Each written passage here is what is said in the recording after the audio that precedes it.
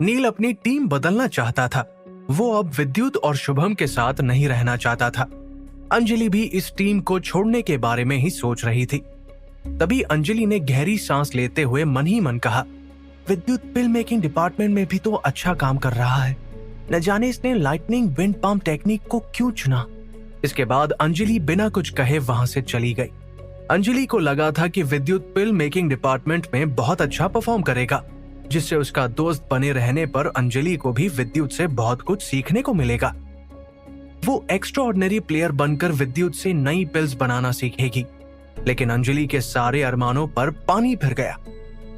अब सब एक एक करके अपने रूम्स में चले गए। अपने रूम में आते ही विद्युत बेड पर बैठा 3 महीने बाद होने वाले ट्रायल्स के बारे में सोच रहा था। मुझे अब और मेहनत करनी होगी ताकि मैं आने वाले कंपटीशन में हिस्सा ले सकूं, विद्युत ने कहा। आने वाले कुछ दिन विद्युत के लिए बहुत टफ होने वाले थे। उसने लगातार प्रैक्टिस करना शुरू कर दिया। देखते ही देखते 15 दिन बीत गए। विद्युत अब पहले से बेहतर परफॉर्म कर रहा था। अब विद्युत नई इनर स्ट्रेंथ स्किल पाना चाहता था, जिसके लिए उसने रहस्यमयी लाइब्रेरी जाने का फैसला किया। कुछ दिन बाद विद्युत एक बार फिर बिना नींव पर टिकी उस बिल्डिंग की तरफ चला आया। आज वो दूसरी बार उस बिल्डिंग में कदम रख रहा था। विद्युत नहीं चाहता था कि इस बार गार्ड से उसे पहचानने में कोई भी गलती हो, इसलिए उसने काले रंग की टी शर्ट पहन ली थी। और तो और उसने वहां पहुंचते ही अपना एक्स्ट्राऑर्डिनरी प्लेयर का बैज गार्ड्स को दिखा दिया। जिसके बाद विद्युत एक बार फिर सीढ़ियों से ऊपर चढ़ता हुआ उस धुंधली जगह में आ गया, जहां पिछली बार की तरह स्लिप्स फ्लोट कर रही थी। विद्युत ने गहरी सांस लेकर अपनी आंखों से वो काली पट्टी हटा दी, ताकि वो अपनी बाईं आंख की ताकत का इस्तेमाल कर सके। विद्युत जानता था कि वहां प्लेयर्स को जो दिखाई दे रहा था वो तो बस एक छलावा था। वहां कुछ ऐसी अदृश्य स्लिप्स भी थी जिन्हें प्लेयर्स देख नहीं पाते थे। पिछली बार विद्युत को यहाँ कुछ अजीब महसूस जरूर हुआ था, पर इस बार शक्तियों के बढ़ने की वजह से विद्युत को वो छुपी हुई स्लिप्स भी नजर आने लगी थी। विद्युत ने अचानक अपना हाथ आगे बढ़ाया और हवा में उड़ती हुई एक स्लिप को पकड़ लिया। उस स्लिप में हाई लेवल की टेक्निक थी। रूल्स के मुताबिक प्लेयर्स किसी एक स्लिप को ही चुन सकते थे। विद्युत ने मॉर्टल वर्ल्ड टेक्निक की स्लिप को चुना था, जिसे हाथ में पकड़ते ही वो कुछ सेकंड्स के लिए एक जादुई दुनिया में पहुंच गया, जहां उसे इस नई टेक्निक के बारे में बहुत कुछ जानने को मिला। कुछ ही सेकंड बाद विद्युत सपनों की दुनिया से बाहर आ गया और उसने किताब के सारे कंटेंट्स को अपनी मेमोरी में स्टोर कर लिया। अब विद्युत सिर्फ उन्हीं स्लिप्स को उठा रहा था जो किसी को दिखाई नहीं देती थी। वो ऐसा करने में कामयाब इसलिए हो पाया क्योंकि वो पहले इल्यूजन पिक्चर की बहुत सी किताबें पढ़ चुका था। उसे अब धीरे धीरे समझ आने लगा था कि यहाँ जितनी स्लिप दिखाई दे रही है उससे कहीं ज्यादा है। ऐसे ही विद्युत ने एक बार फिर एक हाई लेवल की टेक्निक की स्लिप को हाथ में पकड़ लिया, लेकिन इस बार उसके हाथ मोर्टल मूवमेंट स्किल की किताब लग गई। विद्युत ने इल्यूजन पिक्चर के बारे में पढ़ा था, इसलिए वो इस टेक्निक को सीखना नहीं चाहता था। अब तीसरी बार विद्युत ने जैसे ही अपना हाथ आगे बढ़ाया तो अचानक उसे अपनी आंख में हल्का सा दर्द महसूस होने लगा। विद्युत को लग रहा था मानो कोई उस पर नजर रख रहा हो, इसलिए विद्युत कुछ देर के लिए शांत हो गया और फिर आसपास देखने के बाद उसने दोबारा एक और स्लिप उठाई। इस बार विद्युत ने हेवनली विंड गार्ड टेक्निक की किताब को चुना था। ये हाई लेवल की टेक्निक थी। इससे प्लेयर की स्पीड में बदलाव आ जाता था। इस टेक्निक को लो लेवल पर सीखते ही प्लेयर हवा के जरिए अपने सामने आने वाली किसी भी चीज को 2 हिस्सों में बांट सकता था।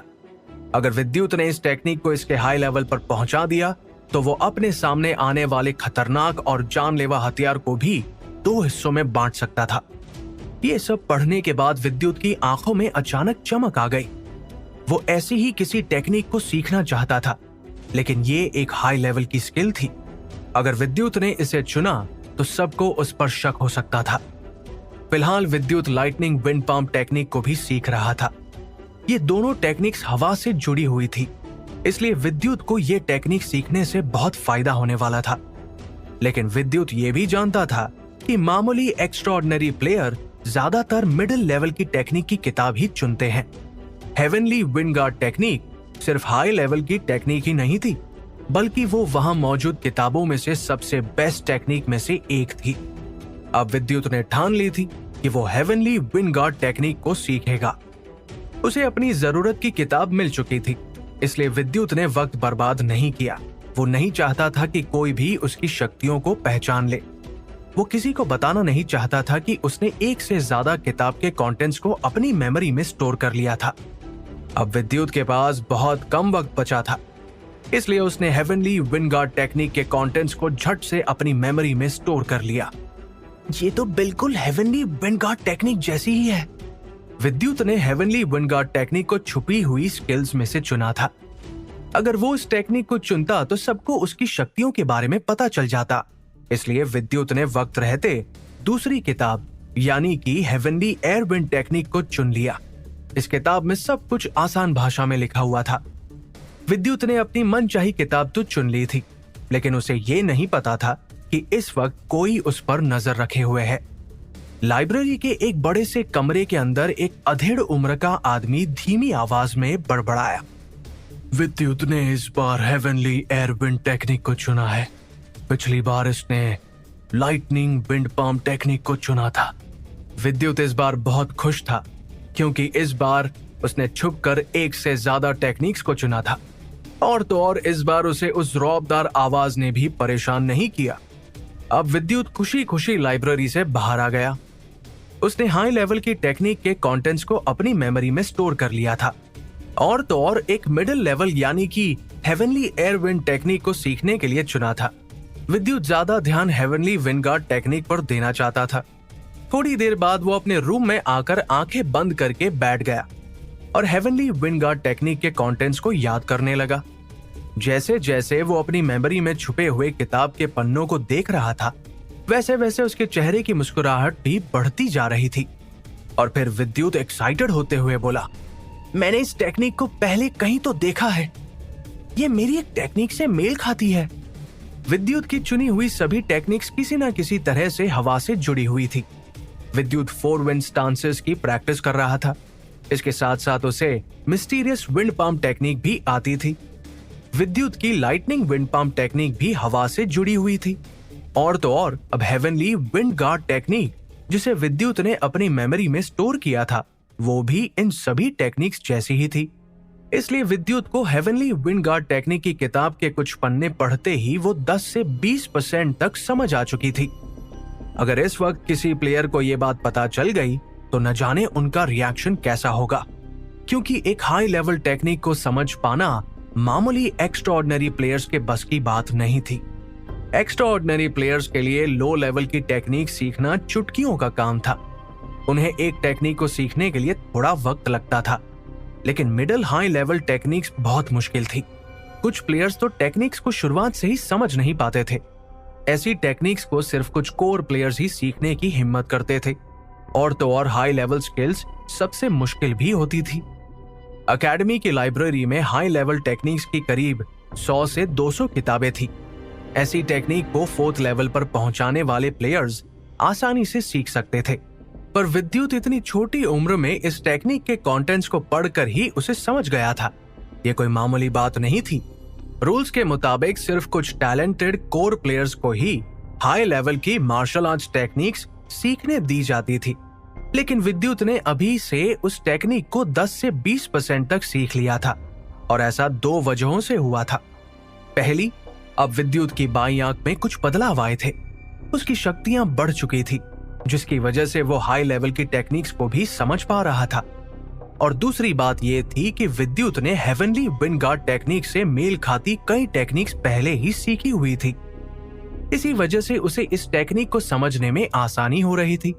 विद्युत ने तय किया कि वो अब हेवनली विंड गार्ड टेक्निक को हेवनली एयर विंड टेक्निक के साथ कंपेयर करेगा।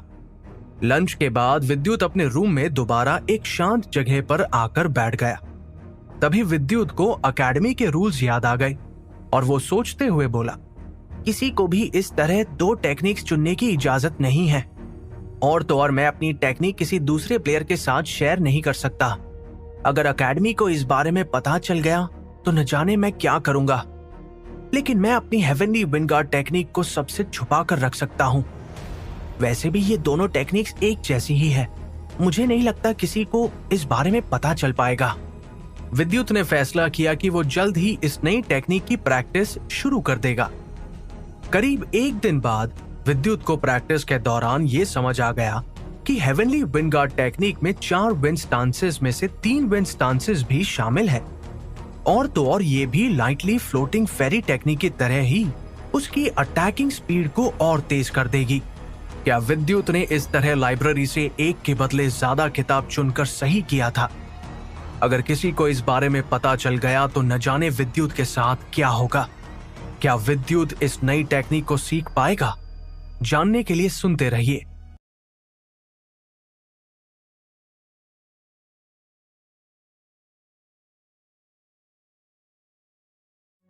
विद्युत को नई टेक्निक के बारे में बहुत कुछ पता चल रहा था।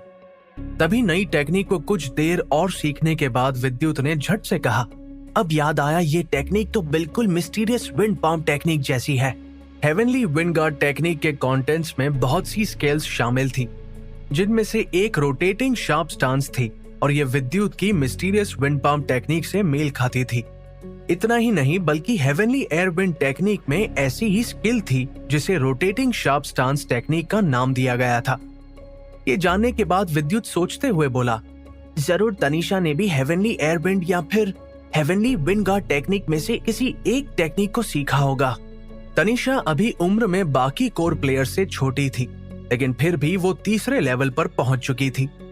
अगर तनीषा को हेवनली विंड गार्ड टेक्निक आती है तो इसका मतलब ये हुआ कि वो भी एक्स्ट्रा ऑर्डिनरी प्लेयर्स में सबसे स्ट्रॉन्ग प्लेयर्स में से एक है। अब विद्युत बार बार तनीषा के बारे में ही सोच रहा था और फिर उसने दोबारा प्रैक्टिस करना शुरू कर दिया। जैसे जैसे वो आगे बढ़ रहा था उसे ये टेक्निक और भी खतरनाक लगने लगी थी। अगर विद्युत हेवनली विंड गार्ड टेक्निक की मदद से बाकी टेक्निक को सीखने की कोशिश करे तो वो जल्द ही इसके एक नए लेवल पर पहुंच सकता था।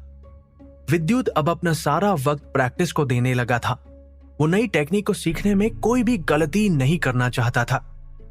अब जब विद्युत हेवनली विंड गार्ड टेक्निक और लाइटनिंग विंड पाम टेक्निक को सीख रहा था तो उसे महसूस हुआ कि एक्स्ट्रा ऑर्डिनरी और कोर प्लेयर्स जो 3rd लेवल पर पहुंच चुके हैं वो भी अब उसका कुछ नहीं बिगाड़ पाएंगे।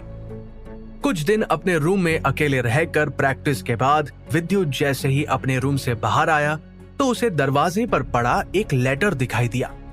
विद्युत ने जब उस लेटर को खोला तो अचानक उसके चेहरे पर एक बड़ी सी मुस्कुराहट आ गई।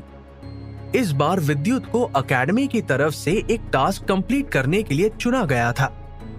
हर 2 महीने में कुछ एक्स्ट्रा ऑर्डिनरी प्लेयर्स को एक मिशन पर भेजा जाता था। एक बार प्लेयर्स मिशन को कंप्लीट कर ले तो उसके बदले उन्हें बैटल पॉइंट्स और जादुई क्रिस्टल या फिर कॉइन्स दिए जाते थे। लेकिन अगर प्लेयर मिशन पूरा करने में नाकामयाब रहा तो उसके खाते में जमा किए गए बैटल पॉइंट्स कम कर दिए जाते थे। कभी कभी खराब परफॉर्मेंस की वजह से प्लेयर्स को एकेडमी से बाहर भी निकाल दिया जाता था। टास्क के लिए मुझे चुना गया है, विद्युत ने अपनी चमकती हुई आंखों से उस लेटर की तरफ देखते हुए कहा और फिर वो लेटर को पढ़ने लगा। विद्युत ये भी जानता था कि प्लेयर्स के हेड ने सोच समझकर प्लेयर को उसकी ताकत के अनुसार टास्क दिया था। कमजोर प्लेयर्स को ज्यादा मुश्किल टास्क नहीं दिए जाते थे। अगर मिशन ज्यादा मुश्किल हुआ तो उसे कुछ प्लेयर्स एक साथ मिलकर पूरा करते थे। इस बार विद्युत को पहली बार टास्क दिया जा रहा था, इसलिए वो इस वक्त एक्साइटेड होने के साथ साथ थोड़ा नर्वस भी फील कर रहा था। तभी विद्युत ने लेटर पढ़ते हुए कहा, मुझे पता लगाना है कि पाठक परिवार के मेंबर कुणाल पाठक की मौत कैसे हुई। अगर मैंने ये पता लगा लिया और कुणाल के कातिल को मार दिया तो मुझे एक्स्ट्रा पॉइंट्स भी मिलेंगे। विद्युत ने पाठक परिवार के बारे में सुना था। कुणाल पाठक परिवार का सबसे बड़ा सदस्य था और तो और वो एक्स्ट्रा ऑर्डिनरी प्लेयर्स के दूसरे लेवल पर भी पहुंच चुका था। वो बिल्कुल शिवा जैसा ही था। विद्युत ने शहर में पाठक परिवार का बहुत नाम सुना था। कुछ वक्त पहले एक जानलेवा वायरस जिसकी वजह से कुणाल को वायरल फीवर, सिर दर्द और कोल्ड हो गया था और एक दिन जंगल के पास उसकी लाश मिली। सब जानते थे कि कुणाल अपनी सेहत का कितना ख्याल रखता था। उसे छोटी मोटी बीमारियां छू भी नहीं सकती थी। फिर न जाने ऐसा कैसे हुआ और ये सब किसने किया। अब विद्युत को इसके बारे में भी पता लगाना था। उस लेटर में लाल अक्षरों में विद्युत के लिए एक वार्निंग भी दी गई थी, जिसमें लिखा था कि इस मिशन में खतरा भी हो सकता है। अगर तुम अपने दुश्मनों से लड़ नहीं पाए तो तुम्हें मदद के लिए हायर अथॉरिटी को बुलाना होगा। मिशन की रिक्वायरमेंट्स में जब विद्युत ने पढ़ा कि इसके लिए दूसरे और तीसरे लेवल के प्लेयर्स की जरूरत पड़ने वाली है, आखिर में विद्युत को लेटर पर 5 प्लेयर्स के नाम दिखाई दिए। नील, शुभम, वरुण, विद्युत और विवेक। विवेक एक्स्ट्राऑर्डिनरी प्लेयर्स का कैप्टन था और तो और वो दूसरे लेवल पर भी पहुंच चुका था। इसके साथ साथ वरुण को वाइस कैप्टन बनाया गया था, वो भी एक्स्ट्राऑर्डिनरी प्लेयर्स के दूसरे लेवल पर पहुंच चुका था। विद्युत को मिशन पर इन 4 प्लेयर्स के साथ काम करना होगा। इतने स्ट्रॉन्ग प्लेयर्स को देखने के बाद विद्युत के चेहरे के एक्सप्रेशंस बदल गए। वो समझ चुका था कि यह मिशन कोई मामूली मिशन नहीं होगा, ये एक टीम टास्क था। उसकी टीम में सभी स्ट्रॉन्ग प्लेयर्स थे, लेकिन अब विद्युत को मिशन के पूरा होने की फिक्र होने लगी थी, क्योंकि उसकी और शुभम की वरुण के साथ कुछ दिन पहले ही फाइट हुई थी। और रही बात नील की, तो नील ने उन दोनों की टीम में रहने से मना कर दिया था। वो विद्युत और शुभम के साथ रहकर एक्स्ट्राऑर्डिनरी कोर प्लेयर्स की नजरों में नहीं आना चाहता था। बचा विवेक। इस प्लेयर के बारे में विद्युत कुछ भी नहीं जानता था, वो तो उससे मिला तक नहीं था। ये सब सोचने के बाद विद्युत थोड़ा मायूस हो गया और फिर वो लेटर में लिखे मिशन को कंप्लीट करने के बाद मिलने वाले रिवॉर्ड्स के बारे में पढ़ने लगा। अगर टीम ने कुणाल की मौत का राज पता लगा लिया तो उन्हें 100 बैटल पॉइंट्स या फिर 100 जादुई क्रिस्टल मिलेंगे, और अगर उन्होंने खूनी को मार गिराया तो इसके लिए उन्हें 200 बैटल पॉइंट्स और 200 जादुई क्रिस्टल्स मिलेंगे। ये देखने के बाद विद्युत ने गहरी सांस लेते हुए कहा, शुक्र है इतनी मेहनत के बाद हमें रिवॉर्ड्स तो अच्छा मिलने वाला है। विद्युत वो लेटर पढ़ ही रहा था कि तभी उसे शुभम की आवाज सुनाई दी। विद्युत। शुभम के हाथ में भी इस वक्त ऐसा ही लेटर था जो विद्युत को दिया गया था। ये देखकर शुभम ने विद्युत से पूछा, तुम्हें क्या लगता है हम ये मिशन पूरा कर पाएंगे? शुभम की बात सुनकर विद्युत मुस्कुराते हुए बोला, ये मिशन इतना आसान नहीं होगा। इसमें सिर्फ हम 2 ही ऐसे प्लेयर्स हैं जो एक दूसरे को समझते हैं और एक दूसरे का आगे बढ़ने में साथ दे सकते हैं। अगर ये टास्क सिर्फ हम दोनों को दिया गया होता तो हम इस मिशन को सक्सेसफुल बनाने में कोई कमी नहीं छोड़ते। विद्युत की बात सुनकर शुभम के चेहरे के एक्सप्रेशंस बदल गए। वो हैरान होते हुए विद्युत को देख रहा था। विद्युत के हिसाब से दूसरे प्लेयर्स को उनकी टीम में नहीं होना चाहिए था। कहीं ना कहीं विद्युत बिल्कुल सही सोच रहा था। तभी विद्युत ने शुभम को समझाते हुए कहा, नील हमारा ग्रुप पहले ही छोड़ चुका है, और तो और वरुण ने हमें कहा था कि अगली बार अगर हम उसके सामने भी आए तो वो हमारे लिए अच्छा नहीं होगा। वो हमें मिशन के दौरान परेशान कर सकता है। अब बचा सिर्फ विवेक, और मैं विवेक का नाम पहली बार सुन रहा हूं। हम तो उसे जानते तक नहीं है। विद्युत, विवेक कोर प्लेयर है और वो 3री रैंक पर है, शुभम ने कहा। विद्युत ये तो अच्छी तरह जानता था कि नील अब तक वरुण की टीम में चला गया होगा। 3 दिन बाद उनका ये मिशन शुरू होने वाला था। इस वजह से विद्युत शुभम के साथ मिलकर मिशन की तैयारी करने लगा। उसने अपने हथियार और अपना कीमती तीर कमान पैक कर लिया था। विद्युत ने अपने तीर कमान को एकेडमी के कुछ हथियार बनाने वाले लीडर्स से चेक भी करवाया था, जिससे उसे पता चला कि उसका यह हथियार इस एकेडमी के किसी मामूली हथियारों जैसा ही है। उसका तीर कमान वरुण की तलवार का सामना नहीं कर सकता था, लेकिन विद्युत को अपने तीर कमान पर पूरा भरोसा था। इसके साथ साथ उसने कुछ मेडिसिनल हर्ब्स और पिल्स भी पैक कर ली। विद्युत कोई भी गड़बड़ नहीं करना चाहता था, इसलिए वो पहले से ही सारी तैयारियां करके रख रहा था। अब सारी तैयारियां हो चुकी थी। आज रात विद्युत चैन की नींद सोया। उसे कल सुबह मिशन पर निकलना था। अगली सुबह सभी प्लेयर्स अपना अपना सामान लेकर रूम से बाहर आ गए।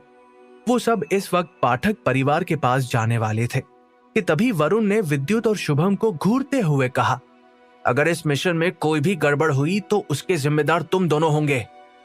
तुम्हारी वजह से अगर हम ये मिशन पूरा करने में कामयाब नहीं हो पाए तो तुम मुझसे नहीं बच पाओगे। यहाँ दूसरी तरफ प्रतीक और उसके साथी छुपकर विद्युत को ही देख रहे थे। तभी प्रतीक ने अपने बगल में खड़े रुद्र से कहा, मुझे तो लगता है ये टास्क बहुत मुश्किल होने वाला है। अगर इसमें विद्युत की जान चली गई तो? विवेक और उसके साथियों ने प्लान बनाया था कि वो सबसे पहले पाठक परिवार के पास जाकर थोड़ी पूछताछ करेंगे। पाठक पैलेस अकेडमी से काफी दूर था, लेकिन ये एरिया फ्यूचर वॉरियर अकेडमी के अंडर ही आता था, जिसकी वजह से प्लेयर्स को वहां जाने की इजाजत दी गई थी।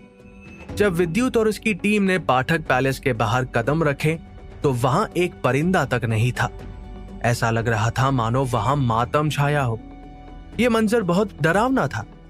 अंदर जाने से पहले सबने एक गहरी सांस ली। न्यूज रिपोर्ट्स के मुताबिक वायरस पूरे घर में फैल चुका था, जिस वजह से घर के आधे से ज्यादा सदस्यों की मौत हो गई। इस वायरस की वजह से परिवार के सबसे इंपॉर्टेंट सदस्य यानी कि कुणाल को भी अपनी जान गंवानी पड़ी। तभी विवेक ने ऑर्डर देते हुए कहा, विद्युत और शुभम, तुम दोनों जाओ और जाकर अंदर देख कर आओ कि वहां सब कुछ ठीक है या नहीं। विवेक टीम का लीडर था, वो प्लेयर से जो चाहे वो करवा सकता था। उसने सबसे मुश्किल काम विद्युत और शुभम पर छोड़ दिया था। उन दोनों के पास और कोई रास्ता नहीं था, इसलिए वो भी चुपचाप आगे बढ़ गए। वरुण उन दोनों को घूरते हुए देख रहा था। उसने देखा कि अचानक विद्युत और शुभम अलग अलग रास्ते पर चल पड़े हैं। उन दोनों ने डायरेक्शन बदल ली थी। विद्युत ऊंचे पेड़ पर चढ़ गया और फिर अपनी आंख से काली पट्टी को हल्का सा ऊपर उठाकर पाठक पैलेस के अंदर झांकने की कोशिश करने लगा। कुछ ही पलों में उसे ऊपर से देखने के बाद पाठक पैलेस की हर जगह के बारे में पता चल चुका था। क्या विद्युत और उसके साथी यह मिशन पूरा कर पाएंगे? क्या वो लोग कुणाल की मौत का राज जान पाएंगे? आखिर कौन था पाठक परिवार का कातिल? विद्युत पेड़ पर चढ़कर पाठक पैलेस को स्कैन कर रहा था। उसे वहां का पूरा मैप याद हो गया था। ऐसा इसलिए हो रहा था क्योंकि अब विद्युत किसी भी चीज के आर पार देख सकता था। उसने पाठक पैलेस के मैप को अपनी मेमोरी में कॉपी कर लिया था। कोई भी प्लेयर जो फिलहाल सिर्फ ग्रीन बेल्ट तक पहुंचा हो, उसके लिए पाठक पैलेस में कदम रखना अपनी मौत को बुलावा देने जैसा था। ग्रीन बेल्ट के ऊपर जितने भी प्लेयर्स थे, उनकी इनर स्ट्रेंथ इतनी स्ट्रांग थी कि वो लोग पाठक पैलेस के अंदर जा सकते थे। इसलिए विद्युत और शुभम को फिलहाल तो जान का कोई खतरा नहीं था। इसलिए विद्युत पैलेस के अंदर जाने लगा। तभी विद्युत को वहां पर एक मरा हुआ आदमी जमीन पर पड़ा दिखा। उसके शरीर का खून नीला पड़ चुका था। उसकी बॉडी बुरी तरह सड़ चुकी थी। ये देखने के बाद विद्युत जैसे ही आगे बढ़ा तो उसे हॉल से बाहर निकलते ही एक बड़ा सा गेस्ट हाउस नजर आया, जिसके अंदर बहुत से जिंदा लोग मौजूद थे। कुणाल पाठक के परिवार में सभी लोग मार्शल आर्ट्स प्लेयर थे। उन्हें देखने के बाद विद्युत को पता चला कि उनमें से ज्यादातर सदस्यों के पास ब्लू बेल्ट है। और फिर अचानक विद्युत की नजर वहां मौजूद बूढ़े आदमी पर पड़ी। उसे देखकर विद्युत समझ गया कि यह जरूर पाठक परिवार का खास नौकर है, जो बचे हुए लोगों को प्रोटेक्ट करने का काम कर रहा था। वो आदमी एक मार्शल आर्ट्स प्लेयर था और उसकी इनर स्ट्रेंथ स्कैन करने के बाद विद्युत को पता चला कि वो कितना स्ट्रांग है। विद्युत जैसे ही वहां पहुंचा तो शुभम भी दूसरे रास्ते से उसके पास चला आया और फिर उसने उस नौकर से सवाल जवाब करना शुरू कर दिया। मैं पाठक परिवार का खास नौकर हूँ। मेरा नाम रघु है और मुझे खुशी है कि किसी ने तो हमारी फिक्र की। कोई तो हमें यहाँ ढूंढता हुआ पहुंच गया है, रघु ने कहा। जैसे ही विद्युत ने रघु को वहां आने के पीछे का कारण बताया तो अचानक रघु की आंखों में आंसू आ गए। ये खुशी के आंसू थे। उसे उम्मीद थी कि उन्हें बचाने कोई ना कोई तो पाठक पैलेस में एक दिन जरूर आएगा। पाठक पैलेस के आसपास रहने वाले लोगों ने अपने घर खाली कर दिए थे। उन्हें पाठक परिवार में फैलती हुई बीमारी और घर में रहने वाले लोगों से डर लगने लगा था। किसी ने मुश्किल वक्त में उनकी मदद नहीं की, जिसकी वजह से परिवार के हर सदस्य का हौसला टूटता चला गया। करीब 6 महीने पहले इस जानलेवा वायरस ने पाठक परिवार के दरवाजे पर दस्तक दी और धीरे धीरे ये परिवार के सभी सदस्यों को संक्रमित करता गया। अब यह पूरे पाठक पैलेस में फैल चुका था। पाठक परिवार के बचे हुए सदस्य ने खुद को पैलेस की दूसरी तरफ बने एक बड़े गेस्ट हाउस में शिफ्ट कर लिया था, जिसकी वजह से उन सबकी जान बच गई। कुणाल पाठक की मौत को फिलहाल करीब 15 दिन ही हुए थे। रघु ने विद्युत और शुभम को सारी कहानी बताते हुए कहा, ये रात हमारे परिवार के लिए किसी काली रात से कम नहीं थी। कुणाल सर कुछ दिनों से बहुत बीमार रहने लगे थे। उस दिन रात को कुणाल सर घर से अकेले बाहर चले गए और फिर अचानक सामने वाले जंगल से कुछ लोगों के चीखने चिल्लाने की आवाजें आने लगी। जब तक हम वहां पहुंचे तब तक सर की जान जा चुकी थी।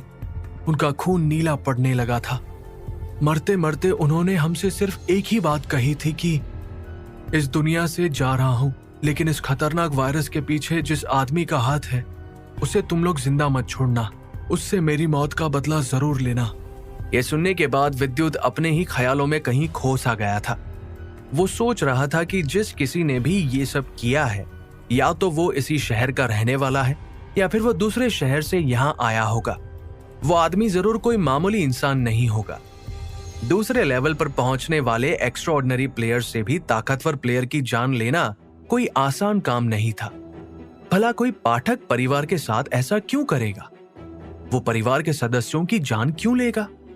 ये सोचकर विद्युत के मन में सिर्फ एक ही ख्याल आ रहा था, बदला। ये सब किसी ने जरूर पाठक परिवार से बदला लेने के लिए किया होगा। विद्युत और शुभम ने जैसे ही ये बात विवेक को आकर बताई तो उसने ऊंची आवाज में कहा, चलो जंगल की तरफ चलते हैं जहां पर इसकी शुरुआत हुई थी। इसके बाद वो लोग जैसे ही उस जंगल के सामने पहुंचे तो पेड़ों पर अब भी तलवार के निशान थे। वहां पहुंचते ही विद्युत को एक अजीब सा एहसास होने लगा, इसलिए उसने छुपकर अपनी चमकती हुई आंखों से उस एरिया को स्कैन करना शुरू कर दिया। तभी विवेक ने कहा, यहाँ के सुराग से तो पता चलता है कि जिस किसी ने भी कुणाल को मारा है वो एक्स्ट्राऑर्डिनरी प्लेयर्स के दूसरे लेवल को पार करने ही वाला था। विवेक की बात सुनकर वरुण ने कहा, तुम बिल्कुल ठीक कह रहे हो। और फिर नील ने भी हाँ में अपना सिर हिला दिया। वो सारे रास्ते विवेक की हाँ में हाँ मिलाते आया था। इसके बाद विवेक ने कुणाल की लाश के बारे में पूछा। उसके शरीर को 15 दिन पहले ही दफनाया गया था। कुछ देर बाद रघु उस जगह पर ले आया जहां कुणाल की लाश को दफनाया गया था। वायरस फैलने की वजह से कुणाल को जंगल के पास ही दफना दिया था। रघु के हिसाब से वहां अब भी कुणाल की टूटी हुई हड्डियां मौजूद होनी चाहिए, लेकिन जब प्लेयर्स ने जमीन को खोदना शुरू किया तो कुणाल की बॉडी वहां नहीं थी। ऐसा कैसे हो सकता है? हमने सर की लाश को यही दफनाया था, रघु ने कहा। आखिर कुणाल की डेड बॉडी कहां गई? लाश ना मिलने की वजह से किसी भी प्लेयर को वहां कोई सुराग नहीं मिल पाया। उन्हें कुछ समझ नहीं आ रहा था, लेकिन तभी विद्युत ने अपनी शक्तियों का इस्तेमाल करके उस एरिया को स्कैन करना शुरू कर दिया। देखते ही देखते उसकी आंखें चमकने लगी, लेकिन इस बारे में विद्युत ने किसी से कुछ नहीं कहा। वो अच्छी तरह जानता था कि अगर वो कुछ कहने की कोशिश करेगा तो कोई भी उसकी बात पर ध्यान नहीं देगा। ग्रुप के सभी मेंबर्स छानबीन में लगे हुए थे, लेकिन उन्हें अब तक कोई नया सुराग नहीं मिल पाया था। अब धीरे धीरे रात भी होने लगी थी। ये देखकर विवेक ने विद्युत और शुभम को ऑर्डर देते हुए कहा, आज हम लोग यहीं रुकेंगे। विद्युत और शुभम, तुम दोनों आज रात पहरा दोगे। विवेक ग्रुप का लीडर था। वो जैसा कहेगा प्लेयर्स वैसा ही करेंगे। और तो और उसके पास इतनी पावर भी थी कि वो मिशन को पूरा करने के बाद मिलने वाले रिवॉर्ड्स को अपनी मर्जी से प्लेयर्स में डिवाइड कर सकता था। विवेक की बात सुनकर विद्युत ने एक नजर शुभम की तरफ देखा और फिर वो दोनों पाठक पैलेस के बाहर आकर पहरा देने लगे। अब उन दोनों के आसपास कोई नहीं था। ये देखकर शुभम ने विद्युत से पूछा, विद्युत, क्या तुम्हें कोई सुराग मिला? नहीं, विद्युत ने मुस्कुराते हुए कहा। उसकी मुस्कुराहट देखकर शुभम को लगा कि विद्युत को जरूर कुछ ऐसा पता लगा है जो बाकी प्लेयर्स नहीं जानते थे। शुभम और विद्युत आपस में बात कर ही रहे थे कि तभी उन्हें एक परछाई नजर आई। कौन है वहां? शुभम ने चिल्लाते हुए कहा। शुभम की तेज आवाज सुनकर नील, विवेक, रघु और वरुण नींद से जाग गए। जैसे ही विवेक उनके पास आया तो शुभम ने झट से कहा, हमने अभी अभी यहाँ किसी की काली परछाई देखी थी, वो जंगल की तरफ गया है। परछाई? शुभम की बात सुनते ही विवेक की आंखों में चमक आ गई। अगर उन्होंने खूनी को पकड़ लिया तो उन्हें एक्स्ट्रा पॉइंट्स मिलने वाले थे। तभी विवेक ने कहा, मेरे पीछे आओ। इतना कहते ही विवेक पूरी स्पीड के साथ उस परछाई का पीछा करने लगा। वो पलक झपकते ही अपनी जगह से गायब हो गया। नील और शुभम तो विवेक की परछाई तक नहीं देख पाए। अब बाकी सभी प्लेयर्स भी विवेक के पीछे पीछे भागने लगे। जंगल के पास पहुंचने पर विवेक को अपने सामने काले कपड़े पहने एक आदमी नजर आया। तुम हमसे बचकर भाग नहीं सकते, विवेक ऊंची आवाज में बोला। अब धीरे धीरे विवेक उस परछाई के नजदीक आता चला जा रहा था। तभी वो परछाई पेड़ों के बीच कहीं गायब हो गई। ये वही जगह थी जहां पाठक परिवार के बहुत से सदस्यों की जान गई थी। पैलेस के एक तरफ बड़ा सा जंगल था। वो आदमी भागता हुआ झाड़ियों में कहीं गायब हो गया था। जंगल के अंदर कदम रखने से पहले विवेक अचानक अपनी जगह पर रुक गया। बाकी सब भी अब वहां पहुंच चुके थे। वो लोग जैसे ही विवेक के पास पहुंचे तो विवेक ने बेरुखी से विद्युत और शुभम की तरफ देखते हुए कहा, तुम दोनों अंदर जाकर उस आदमी को ढूंढने की कोशिश करो। अब धीरे धीरे शुभम को विवेक पर गुस्सा आने लगा था। वो विद्युत और उसे किसी मोहरे की तरह इस्तेमाल कर रहा था। विवेक उन दोनों के कंधों पर बंदूक रखकर चलाना चाहता था। शुभम के चेहरे के एक्सप्रेशंस को बदलता हुआ देखकर अचानक वरुण ने कहा, तुम लोग अंदर जा रहे हो या नहीं? क्या तुम लीडर की बात नहीं मानोगे? वरुण की बात सुनकर नील मुस्कुराने लगा। तभी विद्युत ने कहा, मैं पहले अंदर जाता हूं। उसके चेहरे पर इस वक्त कोई एक्सप्रेशंस नहीं थे। उसकी बात सुनकर सब लोग चुप पड़ गए। सब जानते थे कि जंगल के अंदर वो परछाई जिस किसी की भी थी, उसने उन्हें जानबूझकर यहां पर बुलाया था। हो सकता है वो सबको अपने जाल में फंसाना चाहता हो। अगर हम इसी तरह अंदर जाने से कतराते रहेंगे तो खूनी मौका देखकर भाग जाएगा, विद्युत ने कहा। यह सुनकर विवेक झट से बोला, ठीक है, तुम पहले अंदर जाओ। शुभम इस वक्त सबसे कुछ कहना चाहता था, लेकिन विद्युत ने जैसे ही उसकी तरफ मुस्कुराते हुए देखा तो वो चुप पड़ गया। कुछ ही सेकंड में विद्युत भी जंगल के अंदर चला आया।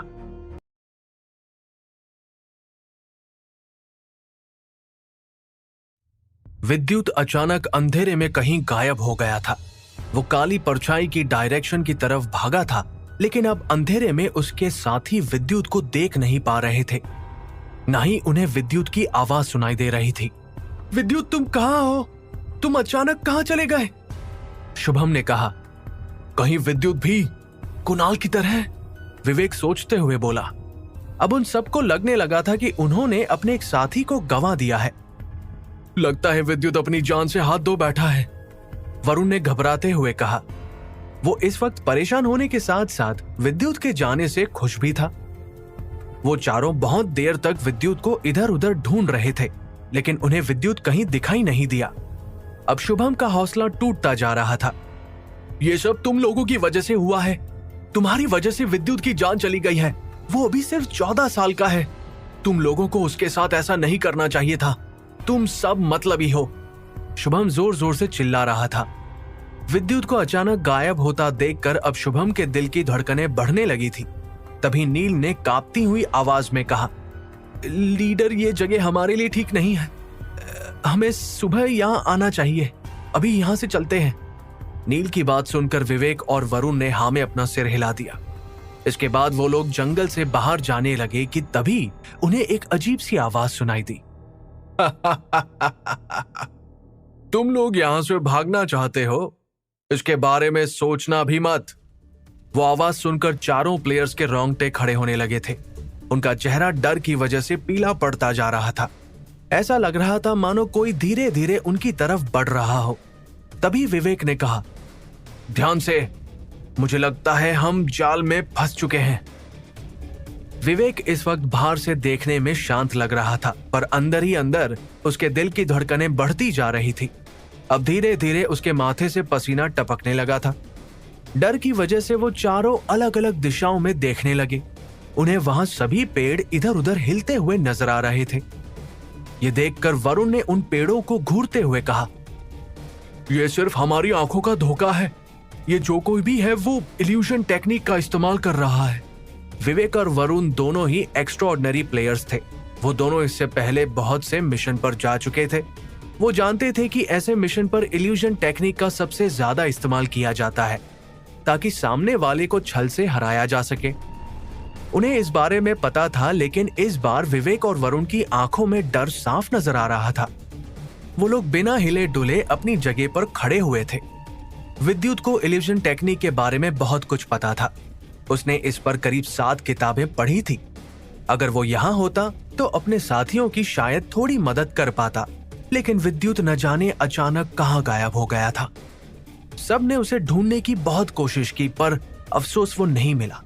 तभी प्लेयर्स को दोबारा वो आवाज सुनाई दी, इस जगह को ध्यान से देखो, यही तुम्हारी लाशों को दफनाया जाएगा। तभी उन्हें अचानक पेड़ों के पीछे एक सफेद रोशनी दिखाई दी और फिर प्लेयर्स की नजर जमीन पर पड़े नीले खून पर पड़ी। ये देखकर वरुण कांपती हुई आवाज में बोला, हमने बहुत बड़ी गलती कर दी। हम लोग इस वक्त ऐसे एरिया में खड़े हैं जहां हम किसी भी वक्त वायरस की चपेट में आ सकते हैं। हमें जल्द से जल्द यहां से निकलना होगा। ये सुनकर विवेक ने कहा, सबके सब अपनी स्पीड स्किल का इस्तेमाल करो और फौरन यहां से बाहर निकलो। इतना कहने के बाद अचानक विवेक पूरी रफ्तार के साथ भागने लगा। बाकी प्लेयर्स भी उससे कुछ कदम पीछे ही थे कि तभी हवा के एक बवंडर ने उनका रास्ता रोक लिया। वो हवा इतनी तेज थी कि विवेक भी कुछ कदम पीछे हट गया। जमीन पर पड़ा खून धीरे धीरे पूरे एरिया में फैलता जा रहा था। प्लेयर्स इस जगह से बाहर नहीं निकल सकते थे। तुम लोग यहां से बचकर नहीं जा सकते। आज तुम सबका इस दुनिया में आखिरी दिन है। अचानक काले कपड़े पहने एक आदमी मुस्कुराते हुए उनके सामने आकर खड़ा हो गया। वो देखने में बहुत पतला दुबला सा लग रहा था। वो जैसे जैसे विवेक और उसके साथियों की तरफ बढ़ने लगा तो उसे देखकर प्लेयर्स हैरान रह गए। नील, जो इस वक्त इन 4 प्लेयर्स में सबसे कमजोर था, उसका चेहरा तो डर से सफेद हो चुका था। कौन हो तुम? अगर इस वक्त उनके सामने कोई डाकू या फिर कोई खूंखार जानवर होता तो शायद प्लेयर्स आसानी से उसका सामना कर पाते, लेकिन इल्यूजन टेक्निक जंगल में कोने कोने में फैली हुई थी, जिसकी वजह से प्लेयर्स के दिमाग ने काम करना बंद कर दिया था। तभी वही पतला दुबला सा आदमी लड़खड़ाते हुए कदमों के साथ प्लेयर्स के नजदीक आकर खड़ा हो गया। उसे देखकर नील के अचानक होश उड़ गए। नील की आंखें खुली की खुली रह गई। ऐसा लग रहा था मानो किसी ने ठंडे पानी की बाल्टी उसके सिर पर डाल दी हो। नील ने अपनी आंखों को मलते हुए उस आदमी को दोबारा देखा और झट से कहा, कुणाल अंकल, क्या ये आप हो? जैसे ही नील ने कुणाल का नाम लिया तो विवेक सामने खड़े उस आदमी की तरफ देखने लगा। सब जानते थे कि नील आहूजा की फैमिली इस शहर में पाठक परिवार को अच्छी तरह से जानती थी। नील ने कुछ साल पहले ही कुणाल को देखा था, इसलिए वो झट से उसका चेहरा पहचान गया। लेकिन कुणाल अब पहले जैसा नहीं रहा था। उसका शरीर बुरी तरह सूख चुका था। उसके शरीर की हड्डियां उभर आई थी और तो और उसका चेहरा भी बदला बदला सा लग रहा था। इससे पहले कि कोई आगे कुछ कह पाता, सामने खड़े उस आदमी ने पूरे कॉन्फिडेंस के साथ कहा, मैं ही कुणाल हूं और मैं यहां तुम्हारी मौत बनकर आया हूं। आज से पहले यहां जो कोई भी आया वो मारा गया है। तुम लोग बहुत ताकतवर हो, लेकिन तुम यहां से जिंदा वापस नहीं जा पाओगे। ये कहते ही कुणाल मुस्कुरा रहा था। उसके चेहरे की नसें तक नजर आ रही थी। उसका चेहरा सफेद पड़ चुका था। वो इंसान की तरह तो बिल्कुल नहीं लग रहा था। ऐसा लग रहा था मानो वो एक जिंदा लाश हो। तुमने जादुई टेक्निक सीखी हुई है, ये सब तुम्हारा किया धरा है। आज तुम हमसे बचकर नहीं जा पाओगे, विवेक ने अपनी तलवार निकालते हुए कहा। इस तलवार की मदद से विवेक खुद से ज्यादा ताकतवर प्लेयर का सामना कर सकता था। जैसे ही विवेक कुणाल पर अटैक करने के लिए आगे बढ़ा तो उसे किसी अनजान ताकत ने रोक लिया और वो हवा में उड़ता हुआ दूर जमीन पर जाकर गिर गया। विवेक के मुंह से खून निकलने लगा था। अब वो अपनी तलवार की तरफ हैरान होते हुए देख रहा था। ऐसा कैसे हो सकता है? कुणाल ने बिना छुए मेरे अटैक का सामना कैसे किया?